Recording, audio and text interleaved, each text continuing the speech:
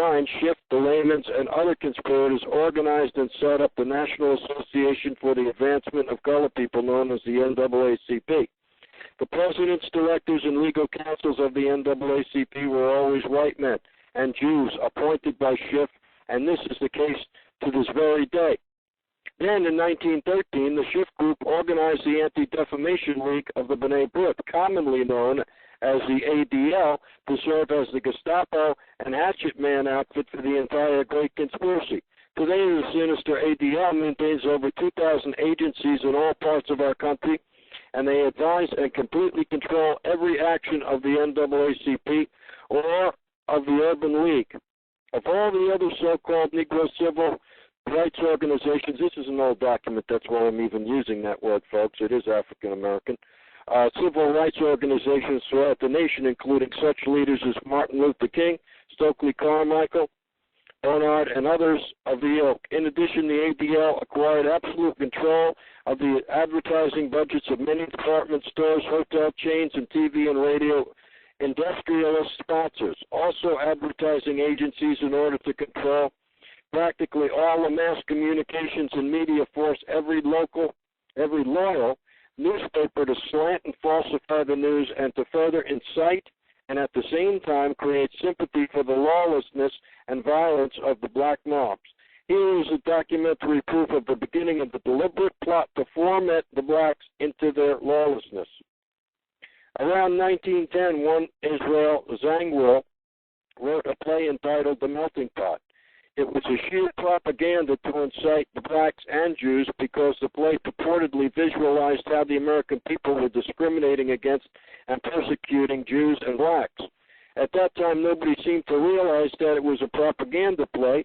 It was that cleverly written. The propaganda was well wrapped in the truly entertainment in the play, and it was a great big Broadway hit. Now in those years, the legendary Diamond Jim Brady used to throw a banquet at the famous Delmonico restaurant in New York after opening performance of a popular play. He threw such a party for the cast of The Melting Pot. Its author, producer, and chosen Broadway celebrities by then had already made a personal mark on the Broadway theater and was invited to that party. There I met George Bernard Shaw and a Jewish writer named Israel Cohn. Zangwill, Shaw, and Cohn were the ones who created the Fabian Society in England and had worked closely with the Frankfurt Jew named Mordecai, who had changed his name to Karl Marx. But remember, at that time, both Marxism and communism were just emerging, and nobody paid much attention to either, and nobody suspected the propaganda in the writings of those three really brilliant writers. At that, I'm going to take a break here. Okay, we're going to go to break, and we're going to return momentarily. So one moment.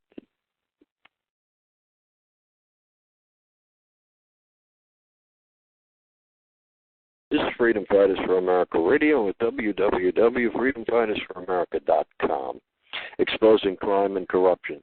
Through this education and patriotic series called Take Back Our Freedom, we hope to educate people as to what's going on in this country by learning from the past, present, and hopefully securing our future. Okay?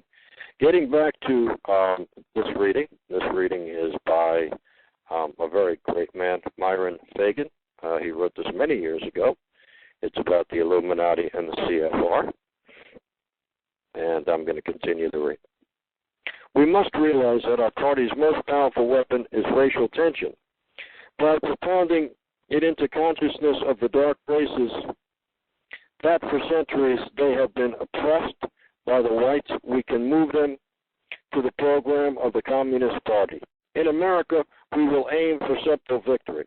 While inflaming the black minority against the whites, we will instill the whites a guilt complex for their exploitation of the blacks. We will aid the Negroes to rise to prominence in every walk of life, in the professions and in the world of sports and entertainment.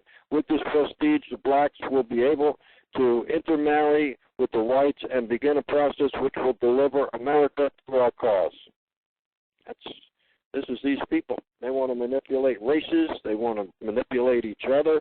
against each other, and, this is how they're doing it. They just target people, and this is how they accomplish their goals. Record of June 7, 1957, by Representative Thomas G. Abernathy.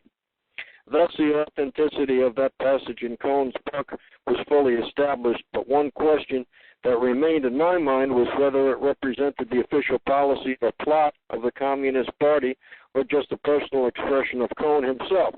Hence, I sought more proof and I found it in an official pamphlet published in 1935 by the New York Communist Party Official Workers' Library Publishers. Let's talk a little bit about our local unions, folks. Let's talk about the national unions in this country right now. I'm going to interrupt my reading.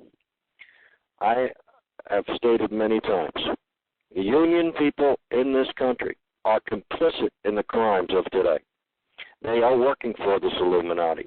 They are working for members of organized crime and leaders of organized crime who are in tune to the Illuminati and to our government agents, okay?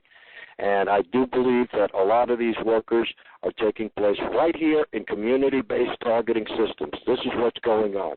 And we're going to discuss that at another time. We will have another show specifically to targeting your community and what you can do and how to recognize this type of activity, okay? Okay, let me continue on. Thus, the authenticity of that passage in Cohen's book was fully established. I'm going to repeat this.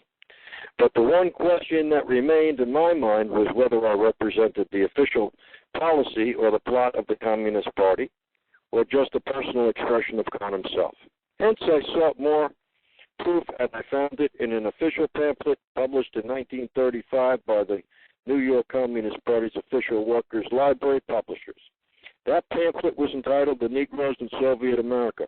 It urged the Negroes to rise up, form a Soviet state in the South, and apply for admission to the Soviet Union. It contained a firm pledge that the revolt would be supported by all American Reds and all so-called liberals on page 38. It promised that a Soviet government would confer greater benefits to Negroes than to whites, and again, this official communist pamphlet pledged that, I quote, any act of discrimination or prejudice against a Negro will become a crime under the revolutionary law. That statement proved that the excerpt in Israel Cohen's book published in 1913 was an official edict of the Communist Party and directly in line with the Illuminati blueprint for world revolution issued by Weishaupt and later by Albert Pike. See how this all intertwines here? I'm just putting all the dots together here. And this man, Myron Fagan, has been around, since he was a writer on Broadway and all that, and he got to many important meetings, got to meet a lot of people in the Politico, and got to meet these Illuminatis, and he discovered what their plans were, and he made it a great, great effort in trying to alert citizens about the Illuminati at the risk of his own life. And this thing that I'm reading here from Myron Fagan is very enlightening because this is why we are going through now in 2009, what we are going through in our country now. Because our country is taken over by the Illuminati, and we are fighting for our lives, for our freedom. And this thrust for one world global government is almost complete.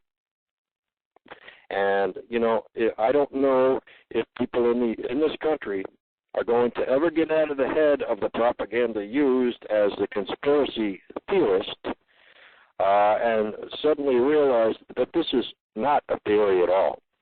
This is something that's taken place for many years. This has been an ongoing thing, and this is something that people need to put to a stop. And these people are treasonous traitors of our Constitution in this country. They are murderers, and they will